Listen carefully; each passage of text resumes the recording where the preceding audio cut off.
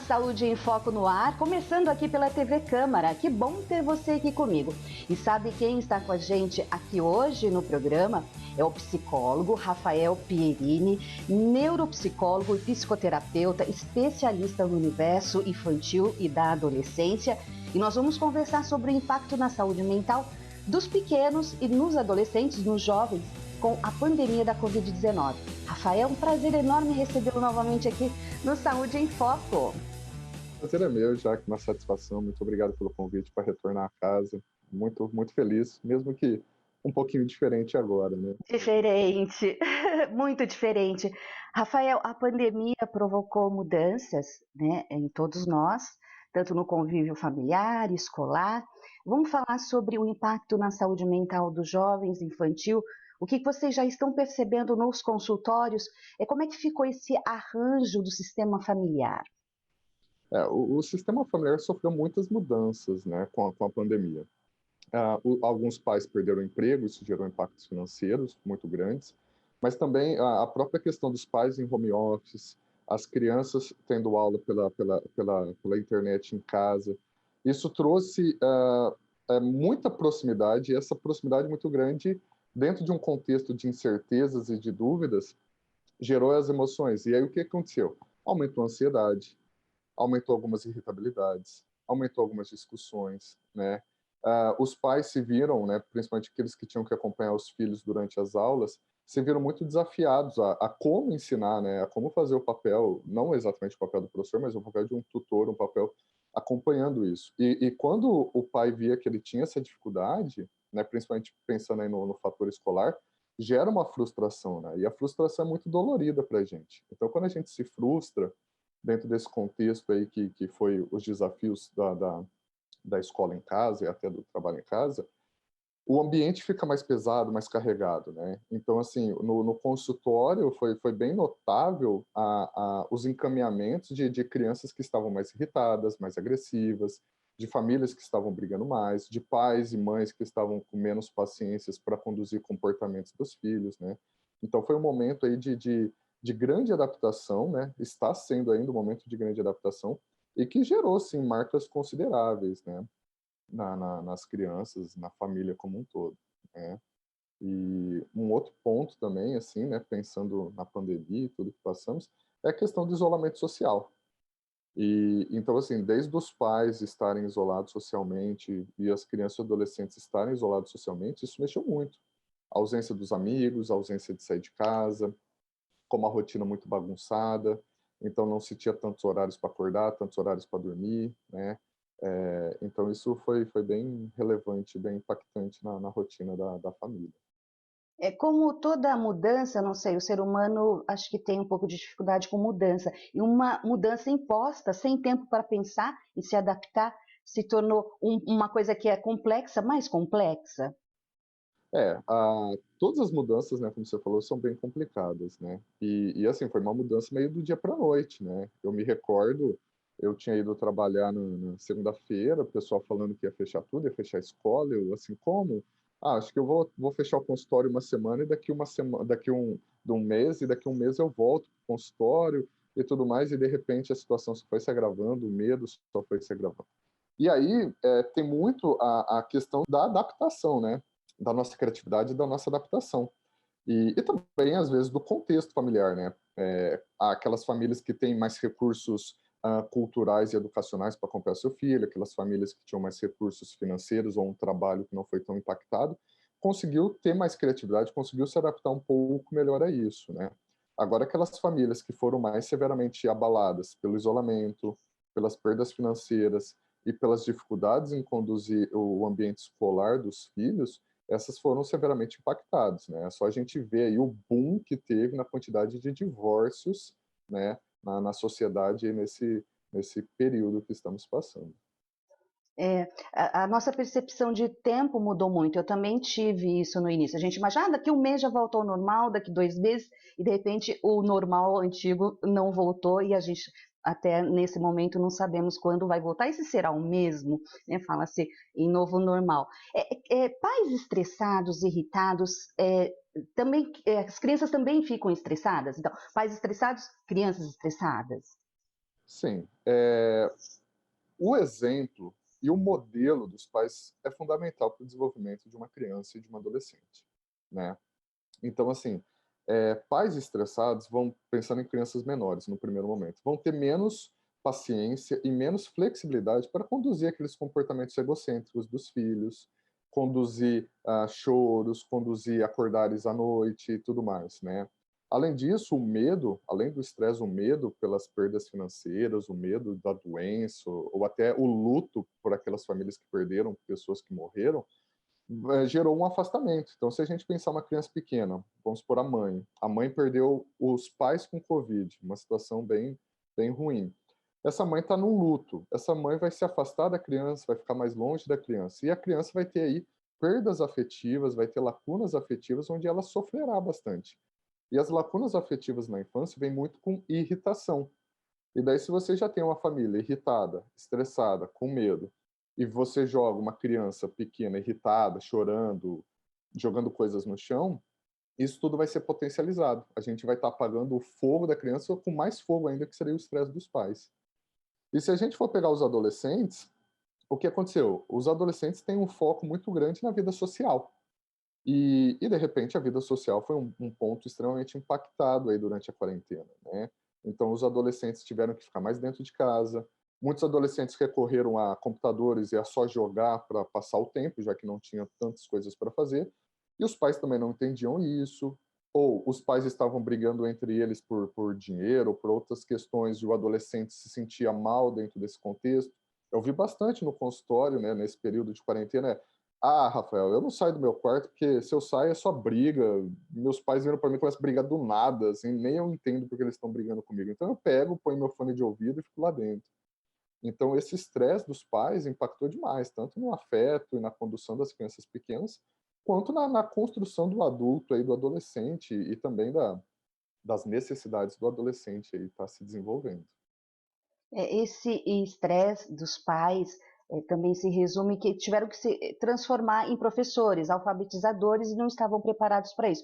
Mas você acredita que essa lição que a pandemia vai deixar dos pais participativos na questão educacional, alfabetizar mesmo, esse acompanhamento na escola, vai deixar um aprendizado?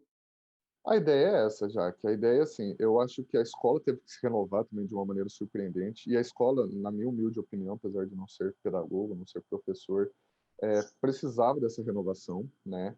Então, eu acho que a gente enxergava muito um afastamento dos pais na rotina familiar, pelo dia a dia, pela rotina de trabalho, mas também muito pelo uso do celular, muitas vezes. Então, os pais, às vezes, perdiam um tempo precioso que poderia estar acompanhando a educação dos filhos com redes sociais, por exemplo, e agora não teve escapatória. Ou o filho não aprendia adequadamente, porque só aula online não era suficiente, ou os pais teriam que participar.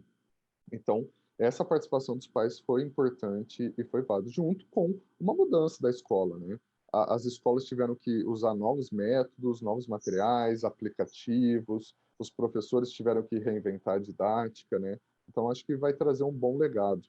Inclusive, esse é um ponto, eu vi vários pacientes meus que não são bons alunos, né?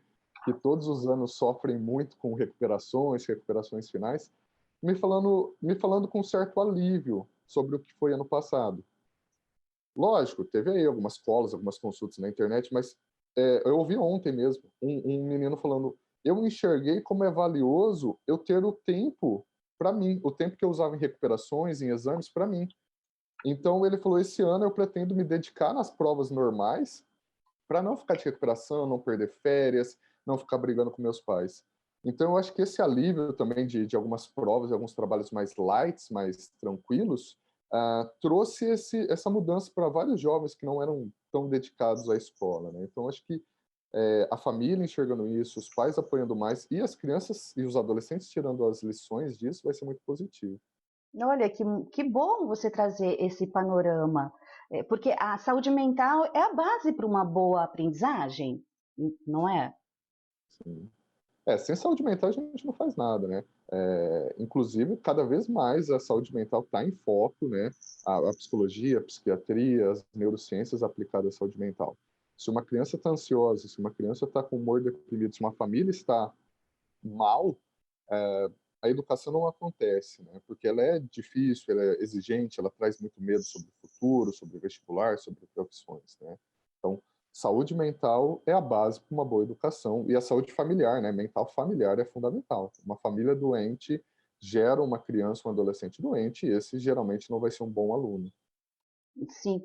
As emoções, você falou, né, que geram as emoções, irritação, ansiedade, preocupação, que está tão evidente agora, nessa transição da gente teve uma fase aí de adaptação com a pandemia, agora é de readaptação, olha o que era antigamente, o que foi que a pandemia expôs, nos impôs, e a irritação, a ansiedade já são emoções, nós somos movidos por emoções. Como lidar com as emoções, tanto os pais em relação às crianças e os pais também em relação às emoções deles? Qual é, assim, a dica de ouro que você nos traz? Jaque, essa pergunta é excelente. As emoções é natural, é instintivo, é evolutivo do ser humano. Essas emoções básicas, raiva, medo, tristeza, elas são encontradas nos outros mamíferos, nos outros animais também. Charles Darwin, nos seus estudos, falava muito sobre as emoções. E ninguém ensina isso pra gente. Eu mesmo fiz faculdade de psicologia, não me ensinaram isso durante a faculdade. Eu fui aprender isso anos depois, né, em outros cursos, livros e tudo mais. Então, assim, a gente tem cada vez mais uma urgência de ter o desenvolvimento emocional. A gente tem que entender as emoções e o que origina essas emoções. Algumas escolas hoje em dia têm processos de inteligência emocional, de educação socioemocional. Esse é um passo. Mas como você falou bem, os pais precisam saber olhar para as suas emoções e entender, né? Eu sou de uma linha de psicologia chamada cognitivo comportamental. Então a gente se baseia muito no que não importa tanto o fato, o que importa mais é o que a gente pensa sobre o fato, né? Então o nosso pensamento vai gerar a emoção. Então é fundamental os pais, né, no primeiro momento, observar o que pensam que está gerando aquela emoção e observar se esse pensamento é válido, se esse pensamento é justo, né? Então muitas vezes o teu filho está gritando, você interpreta aquilo como uma agressão, como uma ofensa, e simplesmente você tem que mudar seu pensamento e observar que aquilo é do desenvolvimento dele, ou que é uma necessidade da personalidade dele se desenvolver, ter paciência, acolher e conduzir aquela emoção. Uma coisa que é muito importante, que a gente sempre orienta os pais, né, é acolher as emoções do filho. Então vamos supor que o filho está triste, chorando. É muito comum pais, naquela ansiedade, naquela vontade de fazer o filho não sofrer, falar assim: filho, não precisa ficar triste, não precisa chorar. Isso gera uma invalidação do sentimento. Aquela criança fala: poxa, eu não sou digno de ficar triste? Por quê? Eu estou triste. Ninguém pode te falar que o que você está sentindo, você não está sentindo. Então é acolher. Filho, eu entendo que você está triste porque você não está vendo seus amiguinhos. Eu entendo que você está triste porque você não está podendo ir à escola. Mas vai passar, né? Você tem o papai e a mamãe, a gente vai tentar procurar jogar, fazer algumas atividades aqui em casa.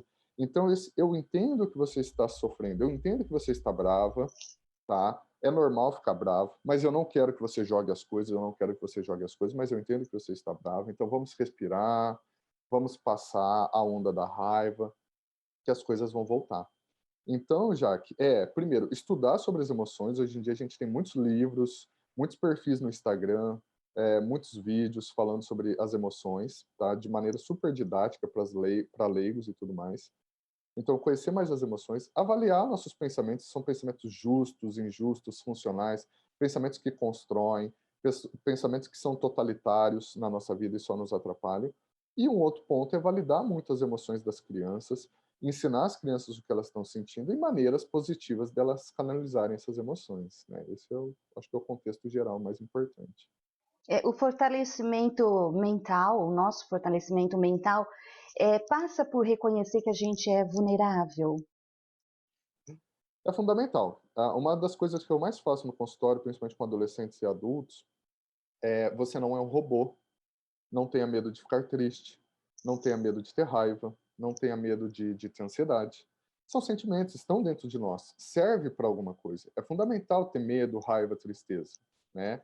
Até dou aqui a dica, quem não assistiu, assista divertidamente, e quem já assistiu, assista de novo. É um filme fantástico, muito bem feito sobre as emoções. Então, a gente enxergar que vamos ficar tristes, vamos ter medo, mesmo o adulto, mesmo aquele pai com um papel provedor, aquele pai, entre aspas, machão, assim, ele tem que ter esse reconhecimento das emoções e da vulnerabilidade. É normal ficar triste, é normal ter medo, né? A gente tem que entender essa normalidade para não ser um juiz muito rígido com nós. Rafael, voltando um pouquinho na questão adolescente, que você mesmo disse que você viu ou ouviu em consultório, o próprio adolescente falando, não, eu vou para o quarto, eu coloco meu fone de ouvido, eu entro no mundo da internet. Como que o pai pode agir, e o próprio adolescente, porque nós também estamos falando com o adolescente, para sair desse mundo? Como é que pode administrar isso?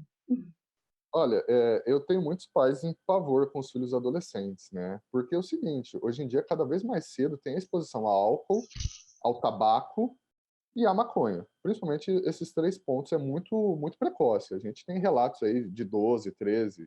O normal é após os 14, 15 anos, mas a gente tem relatos de 12, 13 anos fumando maconha, bebendo e tudo mais. E o que acontece? Se os pais têm um distanciamento dos filhos, se os pais são um problema para os filhos, eles vão procurar quem? Os amigos. A satisfação do prazer imediato que o rolê vai trazer, que o álcool vai trazer, que a maconha e o tabaco vai trazer. Então é muito importante os pais entenderem o seguinte, lembrar um pouco como eles foram adolescentes, né? As porcarias que passavam nas coisas deles, o contexto ali dos amigos, e ele tem que ser mais próximo do amigo, do filho. O pai tem que ser mais próximo do filho para ter um canal de comunicação. Tá? O pai não tem que ser amigo do filho, o pai tem que ser próximo do filho, deixar o canal de comunicação aberto com o filho, né? Para quê? Para se o filho experimentou bebida, ou às vezes até extrapolou, que o filho enxerga o vínculo no pai e fala, poxa vida, o meu pai me ama tanto, meu pai é tão parceiro meu, então assim, eu posso não beber naquela festa porque o meu pai é um cara que me ama, é um cara que faz comigo, né? Ou minha mãe é tão parceira, minha mãe faz de tudo para mim, minha mãe me aconselha, por que eu vou fumar maconha, sendo que minha mãe, que é a pessoa que mais me ama no mundo, fala que é errado? Então os pais, eles precisam entender o seguinte, esse canyon, essa distância entre eles e o adolescente, abre muitas brechas. Abre muitas brechas para álcool, para drogas, para o tabaco, mas também abre muitas brechas para baixa autoestima, para baixa confiança, para depressão e até eventualmente para tentativas de suicídio em casos mais extremos. Então, o segredo, não adianta se afastar do adolescente. Eu sei que é muito desafiante para os pais entenderem a sexualidade do adolescente, o mundo do adolescente. Eles muitas vezes enxergam nos filhos adolescentes defeitos que eles tinham como adolescente. Mas não adianta esse afastamento. E idealiza, né, o ser humano ideal no filho. Eu falo até por mim mesma. É, Acho que é natural, né? meu filho não vai experimentar álcool. Como que era você adolescente? Muito provavelmente você experimentou álcool, você ficou bêbado uma vez ou outra, né? Então, assim, eles vão muitas vezes experimentar. Você tem que estar lá para conduzir, tá? Sim. Rafael, mas agora eu quero dar uma apertadinha em você. A gente ouve muitas vezes o conceito: os pais não têm que ser amigos dos filhos, têm que ser pais. Como é que encontra o equilíbrio nisso? Olha, Jaque, é um desenvolvimento, né? É que assim, amigos, geralmente, eles vão ser mais da festa, mais da motivação para coisa divertida, para coisa que dá uma euforia, do que para as broncas, né? Os amigos, pensando principalmente em amigos adolescentes, raramente vão falar assim, você tá bebendo demais, segura a onda, né? Eles vão filmar, nossa, o Joãozinho é muito louco, o Joãozinho subiu na mesa, o Joãozinho virou um corote, tá fumando um narguile, né? Então, assim, os pais, eles têm que ter uma proximidade, conversar a linguagem com os filhos, mas, ao mesmo tempo, dar essas carcadas, dar essas puxadas nele e não passar pano. O amigo vai passar pano mais fácil. Então, se um adolescente erra com um amigo, eles vão ter uma discussão, tá, mas 5 segundinhos passou um pano, não vai ter nenhuma punição, nem nada do gênero. Os pais, eles precisam dar uma passada de pano, levar uma reflexão. Então, pequenas punições que não gerem um sofrimento, não aumente uma depressão, é muito válido. Então, filho, você ficou bêbado, você vai ficar aí um tempo sem sair, que eu quero sentir a confiança em você novamente, eu quero ver se você está entendendo o que é responsabilidade ou não, eu quero que você tente ajudar mais em casa. Então, ter a conversa, mas também observar a mudança de atitude. Um filho responsável, ele vai ajudar mais em casa, ele vai ser mais responsável com os estudos, vai ser mais responsável com os horários. vai ser mais próximo e educado aos pais. Então, se os pais chamarem para assistir um Netflix, assistir um filme, esse adolescente vai estar mais presente. Então, é mais ou menos esse termômetro, tá? Buscar assuntos que são interessantes ao adolescente. E se for apresentar, não sei, acho que agora é meio dica minha, né? Apresentar um assunto que nos interessa, tentar tornar atrativo para o adolescente. E você tocou também num ponto sobre, na resposta anterior, sobre o suicídio em adolescente. Antes da pandemia, a questão mental dos adolescentes já era preocupante para a área da psicologia, vocês que estudam a mente humana, o suicídio. Agora, com a pandemia, isso se tornou mais evidente, mais preocupante? Sim, os suicídios, eles não são geralmente noticiados, então a gente acaba não vendo muito, até por uma questão de proteção familiar, proteção até da pessoa que cometeu, né? Mas assim, eu não trabalho em serviços públicos de saúde, mas amigos meus que trabalham, né, em serviços públicos de saúde, que acabam tendo muito contato direto com o pós-suicídio, né, têm relatado muitos casos de tentativas de suicídio, muitas pessoas que chegaram à beirada da ponte e tudo mais, e muitas conclusões de suicídio. Então, existe um aumento, eu não tenho exatamente essa estatística, mas os profissionais que trabalham principalmente nesse resgate de SAMU, nessa linha direta, têm visto um aumento. No consultório, Jaque, eu vejo sim, né, eu vejo uma escala um pouco menor do que talvez aí quando a gente tem um sistema mais amplo. Por quê? A grande também parcela dos adolescentes que querem cometer suicídio, eles saem da psicoterapia, eles desistem da psicoterapia. Então, às vezes, a gente acaba tendo um adolescente deprimido, tal, ele para porque ele não sente mais vontade em tentar mudar a vida dele e você acaba perdendo um pouco esse contínuo dele, tá? Mas eu não suporto mais meus pais, eu queria sumir, eu não sei como que vai ser minha vida profissional, eu quero sumir. Isso a gente ouve dentro de uma recorrência considerável ainda, tá? Sim. Voltando agora para o contexto educacional das escolas, o ensino híbrido está sendo aí um eixo que as escolas estão tomando, né? O presencial antigo talvez não seja mais só presencial, vai haver essa junção de presencial e online, online com o professor ao vivo ou aulas gravadas, está sendo a solução encontrada para essa readaptação. Você acha que isso vai gerar frutos bons emocionalmente para os estudantes? Olha, Jaque, isso depende muito da base de cada um, né? Tem pessoas que vão se adaptar muito a esse híbrido, né? Eu conheço adolescentes que estão gostando muito porque eles não têm que acordar tão cedo por causa do deslocamento da casa deles até a escola, diminuir um pouco o ritmo exorbitante de algumas escolas que tinham, por exemplo, aulas todos os dias à tarde e os adolescentes, por exemplo, nem iam para casa praticamente, só iam para dormir, jantar e dormir. Então, para alguns que têm algum grau de disciplina e tem uma pegada bacana, vai ser positivo, vai trazer satisfação. É mais ou menos igual o homework, né? A gente não tem que se distanciar até em casa, a gente pode trabalhar de bermuda e chinelo, entre um atendimento e outro a gente toma um cafezinho, vê a filha, né? Então, vai trazer coisas boas. Mas essa tecnologia do híbrido, ela tem que ser bem feita, ela tem que ser bem pensada, né?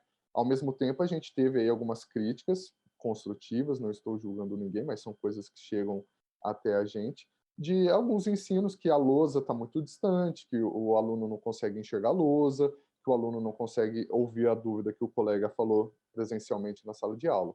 Então, como um todo, como todos nós temos que nos readaptar, a escola também está se readaptando, né? Eu acho que no primeiro momento foi um alarde, né? As escolas até nem sabiam quanto que elas teriam que investir, ou se esse investimento seria curto, ou a médio ou a longo prazo.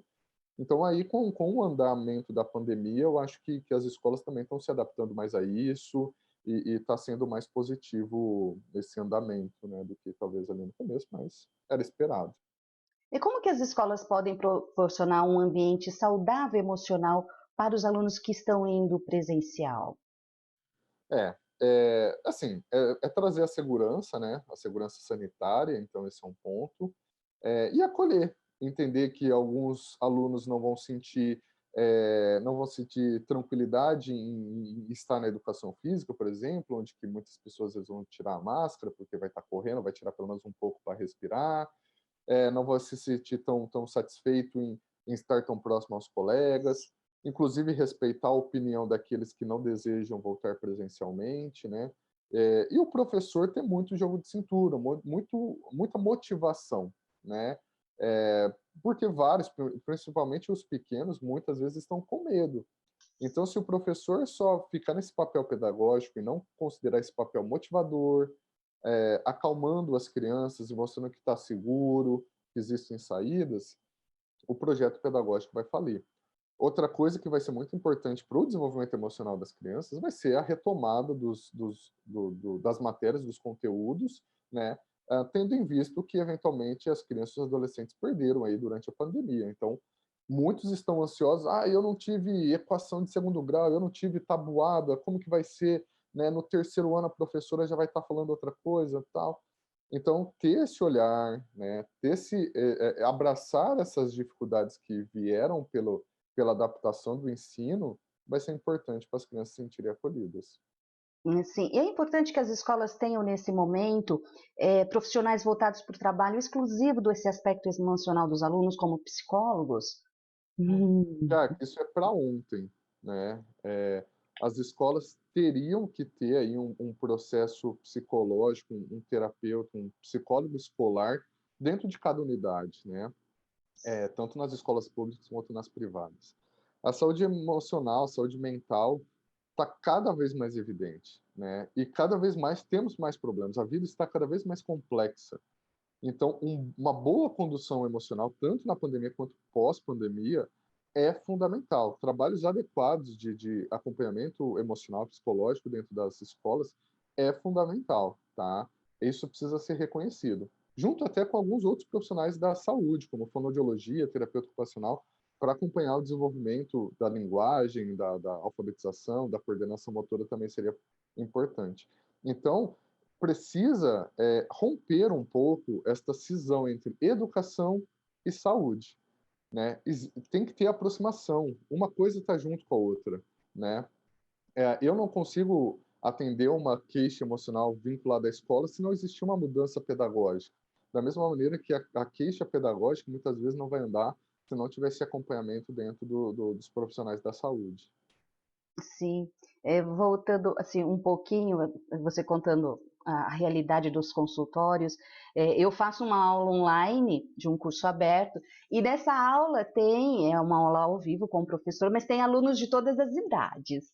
E tem uma menina, deve ter 12, 13 anos, e é muito engraçado. Tem dia que ela está super, assim, quietinha na aula, prestando atenção, parada, né, fisicamente. Tem dia que ela deixa a câmera aberta e ela corre pela sala, volta, mas tá ali, participa, aprende, você percebe que ela tá aprendendo, mas ela tá correndo, ela vai e volta, mexe na janela, mexe não sei na onde, aí senta de novo, fica mexendo no cabelo. Olha, é muito engraçado, é muito engraçado tudo isso essas mudanças que aconteceram, né? E como cada um está recepcionando, está Sim, sim. absorvendo.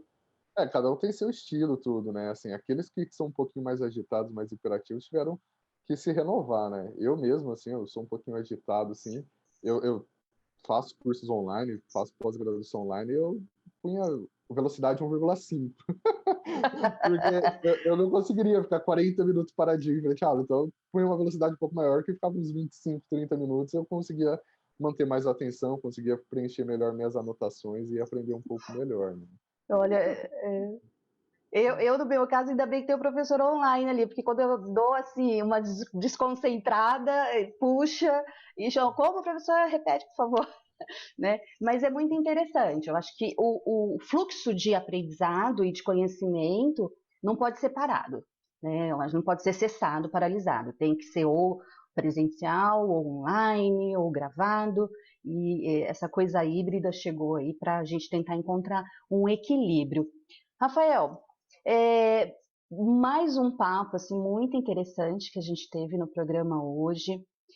Uma outra consideração, algo importante que você queira deixar para a gente, eu acho que, assim, pelo que você falou, é legítimo a gente ter essa preocupação, porque nosso momento realmente ainda é instável, frágil, somos vulneráveis, é legítimo ainda essa preocupação tanto de pais, de crianças, de todos nós.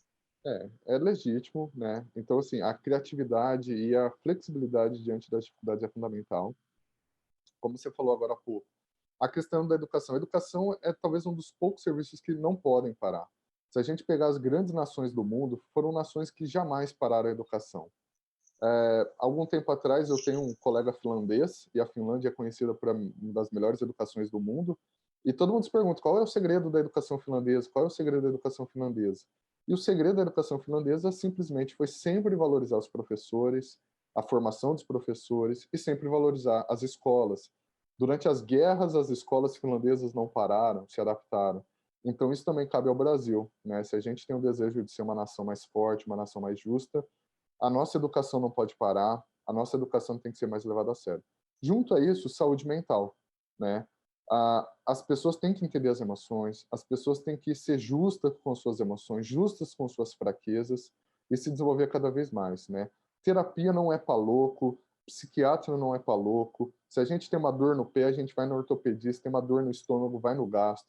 Então, se a gente quer entender melhor as nossas emoções, nossos sentimentos, a gente tem que procurar profissionais de saúde mental sérios, com evidências científicas e que com tranquilidade vão nos ajudar a evoluir como seres humanos, que esse é sempre a meta.